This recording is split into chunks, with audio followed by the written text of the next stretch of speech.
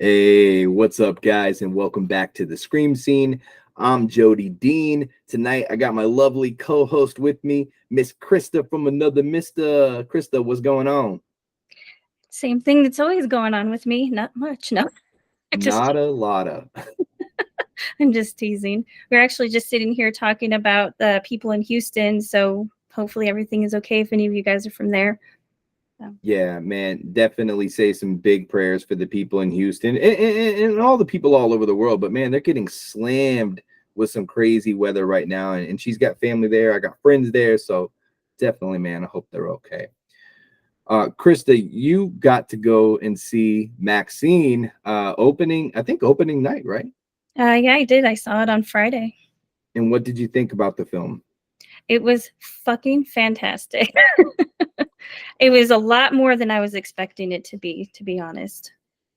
Was was it like, is there anything you could compare it to, or would you say that it was 10 steps ahead of the first film, the second film? Because the first film was X, the second film was Pearl, Yeah, Pearl. and now Maxine. Like, is it going up continuously, like the kills and everything?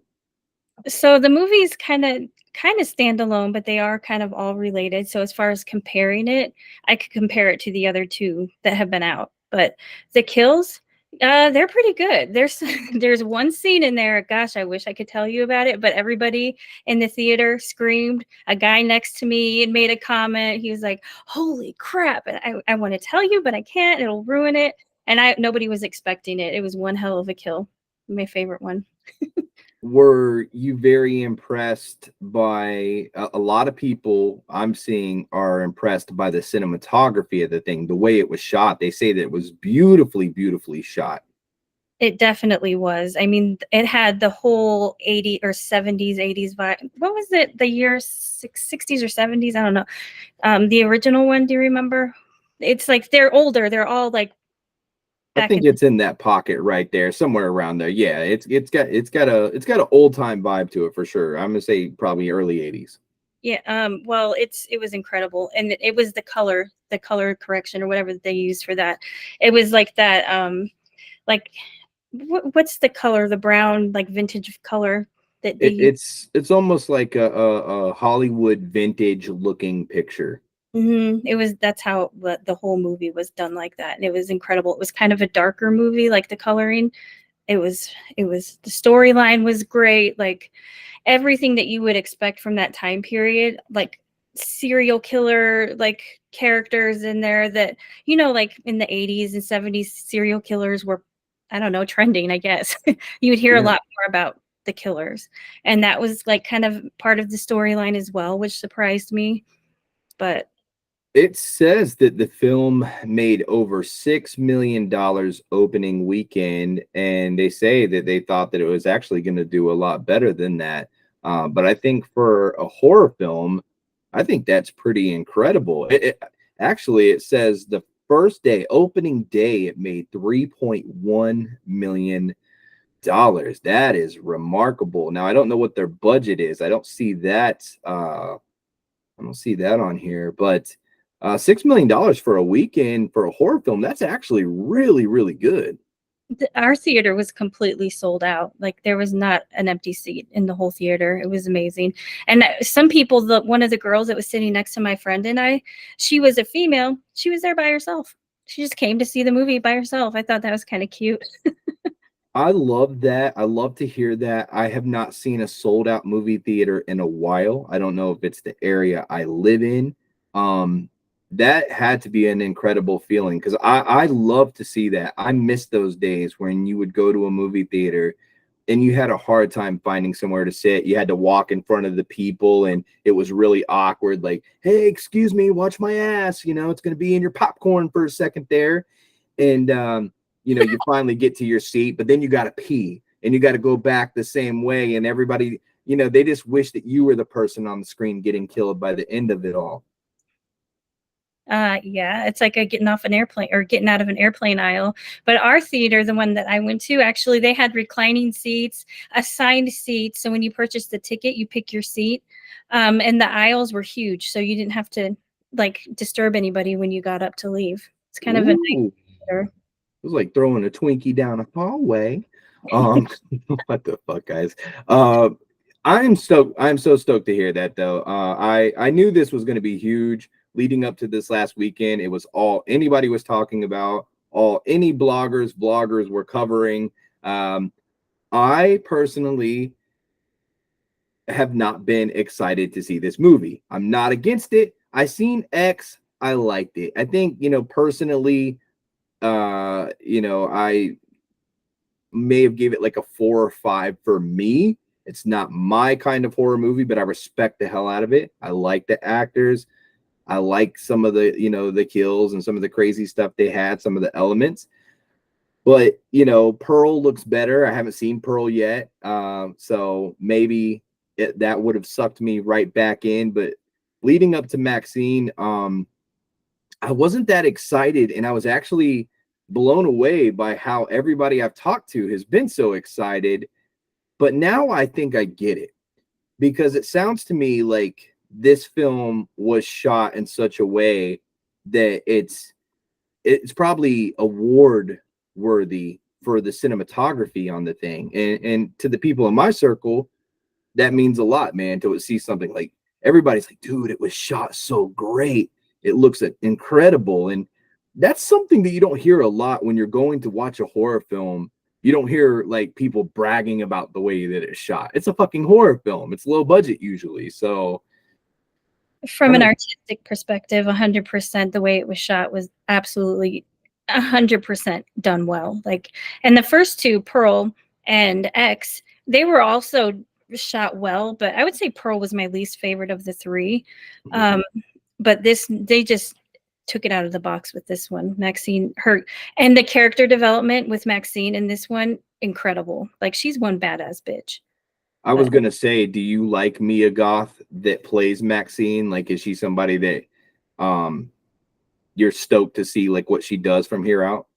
yes, and this part she crushed it, and she actually was playing an actress in the movie, so it was an actress playing an actress, and she just crushed the parts that she auditioned for, even in the movie. So I cannot wait to see her in other things. I don't know, I can picture her in anything other than horror, to be honest, because that's kind of what I've seen her in. But man, everything was incredible. The makeup was done well, the costume design, the set design. Mm, you See, got to. that's how I want to see it, and that's how I want to approach it as a watcher. I want to see like how hard they went, making these sets fit the time period. I want to see all the cool shots that everybody's telling me about, and the quality and the color correction and the lighting and the wardrobe. I want to watch it from an artistic standpoint, and then I want to watch it again as a horror fan. So I think what I might do is I might go watch it at the theater and really take in that artistic viewing, and then I'll watch it at home and try and get engulfed in the experience, because that's just it's become just how I view everything. Like, I can no longer just watch a movie straight through and not think about artistically how they do it. It just it messes with me. If I don't say it out loud, I'm saying it inside my head, and I hate holding shit in. So it's kind of one of those things where it's like, oh man, guys, get ready for this shot. What are you talking about, Jody? What's going to happen? No, guys, pay attention to this shot right now. And then bam, it happens. And I'm like, wasn't that incredible? And they're all looking at me like, you sick fuck. In a good way. Uh-huh. Um, but that's what I get from this film. That's what everybody's saying, at least. I mean, they even got the cars right. There's like video stores in there in the movie, like, and those are all elements. Even the music in the background, they're all elements that help build this up and make you feel like you are in that time period. It's like carrying a tape into a store. Can you help me figure out where this tape came from? It's like, what's a tape? Like, we know because we were raised back then, but is I love that. I love that. That makes me want to see it even more. And the music is something that is so important in horror films. In a film like this, they have a very interesting music take on it, because you can't just use horror ambiances in something like this, where an actress is playing an actor, and it's, she's going to be a star. Like, this girl really wants to be the next biggest thing. And And does she become the biggest thing in this movie? Can I answer that? Hmm. I think that's safe zone. Well, spoiler alert. Yeah, she does. And they make it very clear that she's willing to do anything and everything to get what she wants. They even show kind of clips from her childhood where her dad has kind of like brainwashed her into some certain behaviors, which is interesting, how it all plays out through the movie. Um, so my best friend took me, like she had some free tickets actually, and she took me with her. And she's not a horror fan, but she absolutely loves Maxine because of the storyline and the vintage 80s elements. And she was a little disappointed in a little bit of the character development, because you would think Maxine would be a big badass, girl doing everything alone. She doesn't necessarily do everything alone. She's got Mm. help, backup. So that was something that she was like expecting not to happen. Does it ever blow your mind, or I don't know, if blow your mind's the right termination for it? That people are not horror fans. I don't understand. Like, where do they make them? Like, how did they exist? And your friend, she's a nice young lady, but I can't imagine living in a world without horror. And I hear this quite often. I'll say something to somebody like, "Yo, did you see this?" "Oh, I don't watch horror," and I'm like, "What?" It's like they just spoke alien to me or some shit. I know quite a few people that don't like horror. Some of them, it's because they can't unsee what they've seen. So Mm. they don't want to see it. They don't want to see blood and guts, and it's fake to them. So it's hard for them to follow a fake storyline as opposed to like a drama or something that can be, real life. That makes sense. That makes sense. And my mom, she doesn't like she's never gonna sit down and say, "I think I'll watch a horror film tonight." If you put one in front of her, sometimes she'll get through it, and sometimes she'll give it like a half-assed compliment. Like she'll be like, "Oh, that was terrible, but it did have a good story." When she watched my when she watched my first movie, she almost fainted like 5 times, and when she watched my second movie, I thought I was going to be taking her to the hospital. Um, there was a few times I had to stop the film and say, "Mom, are you okay?" and give her a few minutes, and then we come back into it. So it was a process, like an hour and 20 minute long film. It took her like 4 hours to watch. Damn. Um, My but mom will watch them. your mom, she's a horror fanatic. Well, I am. So sometimes she's like, "Hey, you want to watch a movie?" And she's like, "You pick." And I'm like, I'm going to pick a horror movie. And so like last weekend we rented In a Violent Nature and we both watched it. And she's sitting there crocheting, and then she puts it down and she's just staring at the screen like, what the fuck is going on? Like, and then the horror scene, she got into it. She liked it. So you finally seen In a Violent Nature. Now this is your first time seeing the film, right? Yeah. And what did you think about it?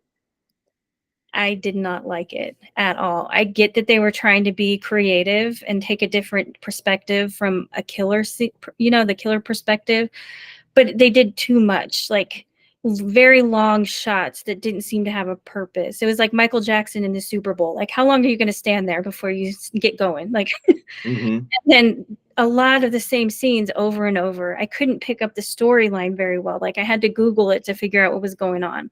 My Wow. mom and I were debating, is he dead? Is he alive?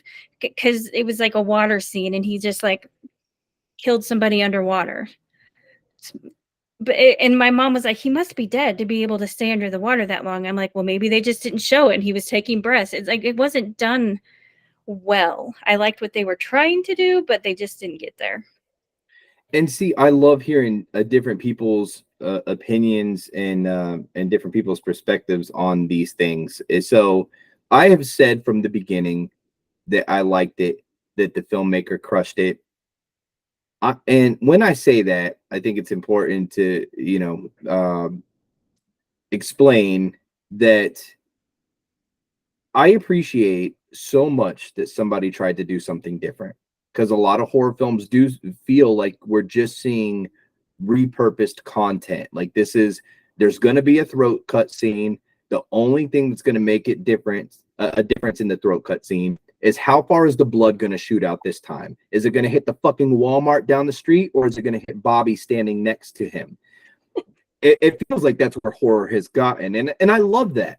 When I say that, I'm not like kicking horror at all, but that's what I did appreciate about what he did. Is like, hey, I've said it from the beginning. I've said in many interviews, there was a lot of long shots. Mhm. I've tried to figure that out myself because I have a new short film coming out soon. It's called Underdog Undead. It's a zombie short. And there's some shots in there to where it's like there's some character development, but it's done to show you um how this young man is in a world and there's nobody there. You want to feel like it's silent. You want to feel like there's no ambiances other than maybe what life that's still there, birds, crickets, frogs, things like that.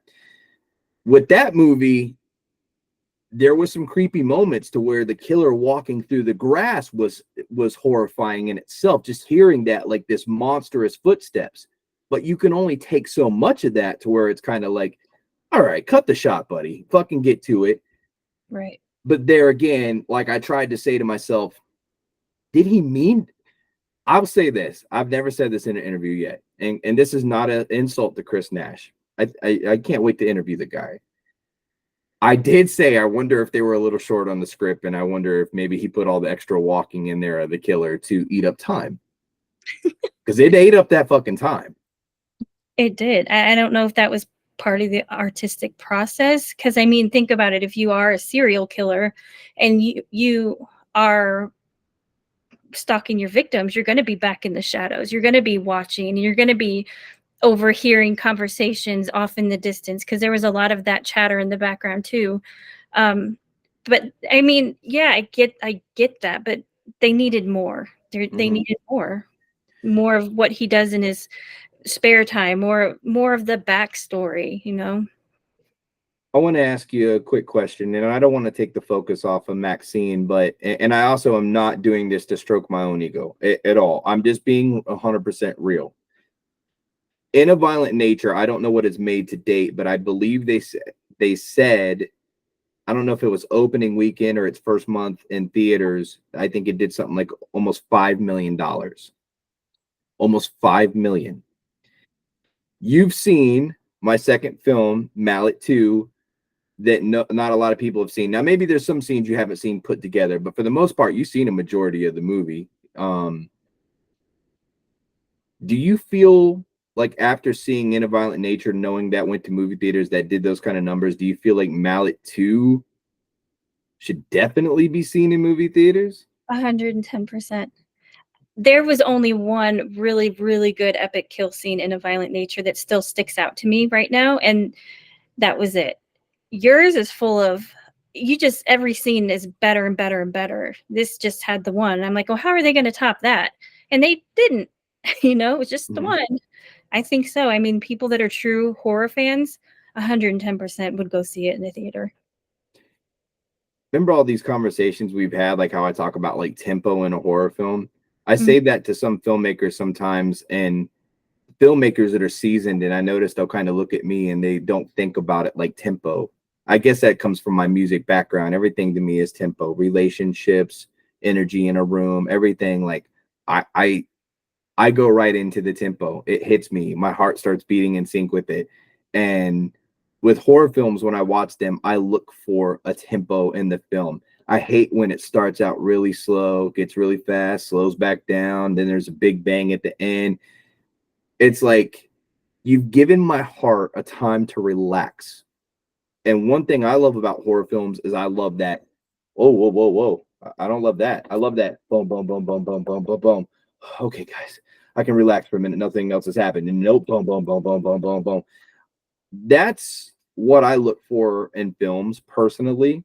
I like slow burn films, but with that film right there, it might have happened once or twice. Yeah, it did just once or twice. There wasn't a whole lot. It's like a perfect movie for Nicole Kidman, because she's always in those like slow burn movies where the even like the conversations are just so like, come on, come on. It's like that person in the meeting that doesn't get to the point. Yeah. And then when you get to the point, it's like, bam, all right, let's go. Like, and then it slows back down again. And it's like, I get it. Like, I don't want to say only bad things about it. There was some good elements too in a Right. violent nature, but I would never watch it again. And I would legit give it a 4. Maybe I'm missing something. Maybe I do need to rewatch it just to see, did I miss something? Did I not pick up on the storyline? My mom got that the guy was dead. I didn't. So some people are picking it up. Some. Yeah. What I loved most about it is very easily defined. I love the way that the killer looked. I loved his skin. I loved his hands, the way they did it. Um, I loved how big he was. He did feel like they got a massive guy. I already forget the actor's name, but they got a massive guy to play him. And then when you put the extra skin over him, he looks even bigger. His hands look huge because now there's an extra layer of skin over your layer of skin. Mhm. Um, I felt like he did kind of look haunting. Um, The eyes. That was when I got yeah, it. When they showed his eyes, that is when that clicked for me, and it should have been sooner, but yeah, yeah. The makeup job, the prosthetics was great. There was that one kill that was really, really well done, pulling the girl's head through her own body. yep. Um, there was another one in there that was fairly decent, where he did a little bit of trimming. Uh, but I think the other thing that hit me was some moments there when he was just walking, that sound of somebody walking to just find something to kill was eerie to me. But then I would lose that feeling quickly, be like, I'm ready for something else to happen, bro. Like, I need it to happen. That said, much respect to Chris. I hope he does another one, and maybe he might, maybe he feels these same things himself. I don't know. Like, I don't think he's done a shitload of movies on his own. I think this may be like 2 or 3, unless I that's just all I know of. But I think In a Violent Nature is going to get another run. I think Winnie the Pooh got a second run. Mhm. They killed it. They knocked it out. And in my opinion, there's some people that hate that film. There's some people that love In Violent Nature, and there's some people that hate it. But I think he'll get another chance. Usually people, it's like the sequels are never as good as the original. Well, I mean, especially for Maxine, that's not true. I think Mm. Maxine is the best of the three, and if In a Violent Nature came out with a sequel, I'd totally watch it because I want to see. I want that feeling that I was looking for in the first one that just wasn't there. Like their opening scene, I left, grilled a cheeseburger, came back, and it still hadn't changed. Like the same scene was there, you know. I will say this, and I know you're going to disagree with me, and that's okay because we're real friends, and that's what real friends will do. They'll have disagreements, and they'll still be friends. I like In a Violent Nature better than X. Okay. But I was not like when I watched X, I thought it was shot well. I thought there was some good acting. Um, I just was not tickled to death about the elderly woman wanting to fuck everybody and get it on, and at the end, this, like, the coolest thing to me were like the gator scene when the gator was coming up to get the girl. Like, I was like, I love that was terrifying. My heart was beating out my chest. I don't hate the movie X, but I think that's why I haven't been that excited for Maxxine. And I'm more of a slasher guy, so when I heard about In a Violent Nature and I seen it and I'm like, it's from his perspective, I was so fucking stoked for that movie. Was I let down a little bit? But I'm still, happy to see where it goes. And as far as X goes, I thought I was done with it until you and a lot of people this last week have just said, dude, if you don't like the story, watch it for cinematic purpose. Like, they did a bang up job. And I definitely 110% disagree with you because my favorite part of X was the old creepy lady. Really? Don't see that. Like that was so disgusting and so like I was thinking, how in the hell is this girl doing this scene where this old lady is doing this stuff to her? Because like I could never let an old person touch me like that. It's not like she was choosing for that to happen, but I was thinking from the actress's perspective, she fucking pulled that off. Like she pulled that off, and so did that old lady, and that was so creepy to me, like so disturbing. And then the end scenes with the two of them getting it on, like two old geezer. ugh, that's gonna be us one day, like old people, significant others, hopefully still getting it on. I don't know. I definitely hope so. And I want to see somebody else. Not so much. And yeah, they made it very disturbing. It was creepy. Hey, there was some great elements to it. I don't hate the film. I didn't like it. I didn't love it. It was kind of one of those things where like I think 10 minutes after we watched it, I looked at everybody and I was like, it was okay, but I'd never watch it again. Um, Well, see Pearl because that might help you with the first one a little bit because it's about the old lady and you get to hmm. see where her weirdness and creepiness comes from, is she's raised that way. I did see the trailer for Pearl. I will say that I felt like that looked better than X. Um, and I will say that the trailer for Maxxine looks pretty fucking good. Um, and I believe things deserve a second chance. So I mean, I would see where it goes. I think Mia Goth is great. I really do. Um, I agree with you. I can see her doing a lot more horror stuff. Mhm. But I look forward to seeing the movie based on what I've heard because there are people I know in the last few days here that didn't care for X, or maybe they kind of liked Pearl, but this one they're like, dude, this one is great. And I'm like, wow, did they really jump that far ahead? Well, I liked both of them, but yes, it's way much further ahead. It's very unique. Just it's very unique in its own right. It doesn't follow your standard storyline of a horror story.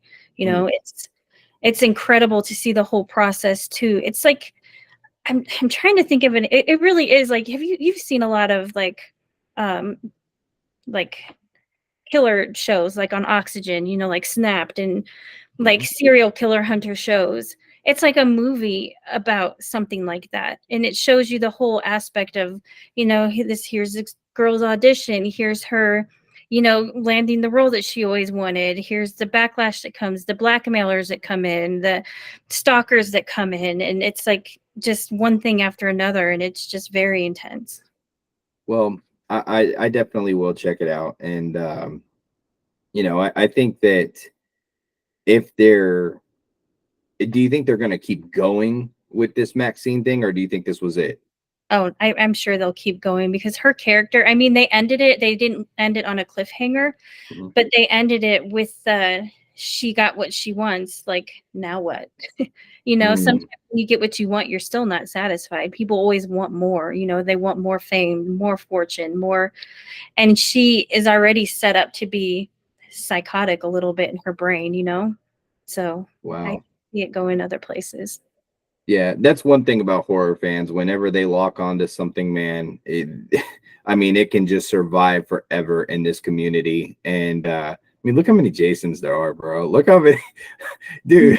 There are so many Jason films and Nightmare on Elm Streets. It's just, you don't see that in any other genre. Like maybe Fast and the Furious, like they've got a little crazy, Oh, but yeah. I mean, like it's about time for that thing to end now. And I think people would be okay for that to end. I don't think people would ever be okay for Freddy to end. Yeah, we'll see where that goes. Yeah, it's due. So I mean, hopefully it's on its way out, or they're working on it, or talking about it. I hope, but Well, I feel if Maxine does a sequel, maybe they will show her childhood because they kind of showed Pearl's childhood. So maybe they'll do another flashback movie of Maxine's childhood and how she grew up because they suggested in the movie that it was quite disturbing. So, that's interesting. I was talking to this movie producer yesterday, and he's worked on some very huge movies. I mean, $13 million budgets, 3 million, 6 million, 44 million. Like he's done some big shit.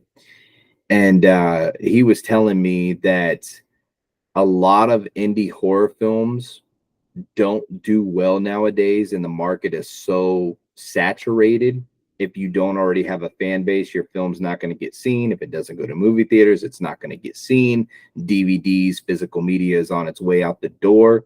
He was telling me, and he does horror films now. Like he's wanting to do more horror films. He's done a few that have been successful. He's done some shit with Danny Trejo and Tobin, and his name Tobin Bell. Jesus, how could I forget him? But he was telling me that uh, nowadays in the indie horror genre, if you don't have movies, If you don't go to the movie theaters, you're not getting seen. But one of the biggest things is if you can't lock in a well-known actor, it's hard to sift through the amount of horror that is coming out.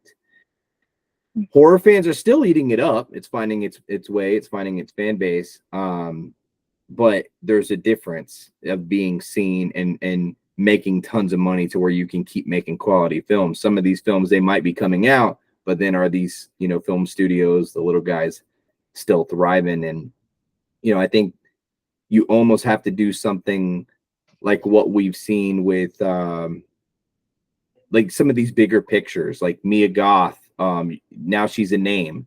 How we seen with Sid Haig. You could put Sid Haig back in the day. You could have put him in any horror film when he was alive, R.I.P.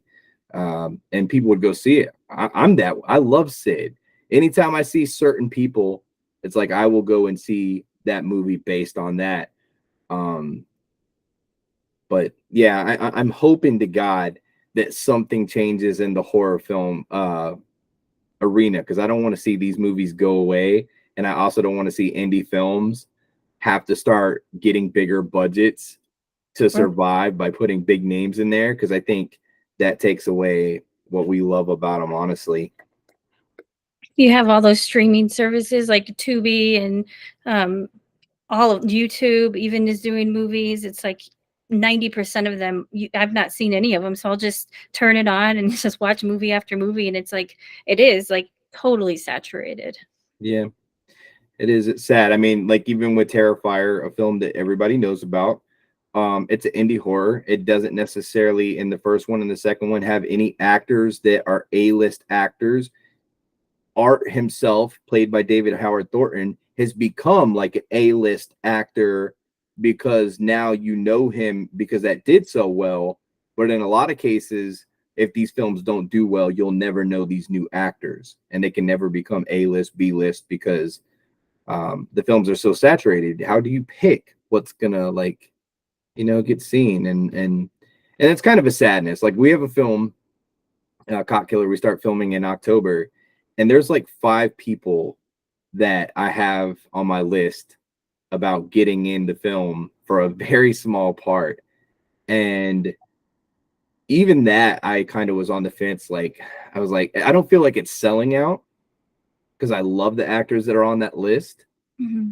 But I also I don't want to use that as a tactic for it to be seen. I want it to be seen because they want to see it. I don't want them to say, oh, I want to see it because so and so is going to be in it. Yeah, I totally understand that. But as far as being in this saturation, you got to do a little something to get out of it if that's the case. I mean, Yeah. I feel like that's a thing. And I don't think that scene that you're talking about would take away anything from your movie because it's a small part you're talking about. So your Yeah. whole movie is incredible on its own right. So I don't know. I get why you would want to do that, but mhm. You're the bombness. Thank you. Guys, yeah, if you liked Maxxxine, if you plan on seeing Maxxxine, if you've been following along the X and the Pearl and now Maxxxine, let us know in the comment section below. Let us know what you think about what's going on with that whole franchise now, and Mia Goth, and where would you like to see it go? Do you want to see it continue to go? What did you think about In a Violent Nature? Are you stoked for Mallet 2? Are you stoked for Underdog Undead and Cop Killer and all the great things to come? Smash that thumbs up, comment below, share this on social media. Krista, anything you want to say? Just curious how many of you guys are going to dress up like Maxxxine for Halloween this year. Let us know. Ooh, that's a good question. Holy shit. Yeah, we're gonna see some people dressed up like Maxxxine now, aren't we? Mm-hmm. Yeah, Yep. that's gonna be huge, man. All the cosplaying and stuff. Well, hey, listen, we can't wait to see you guys on the next one. But until then, sweet nightmares, my friends. We love you guys all. Take care. Be safe.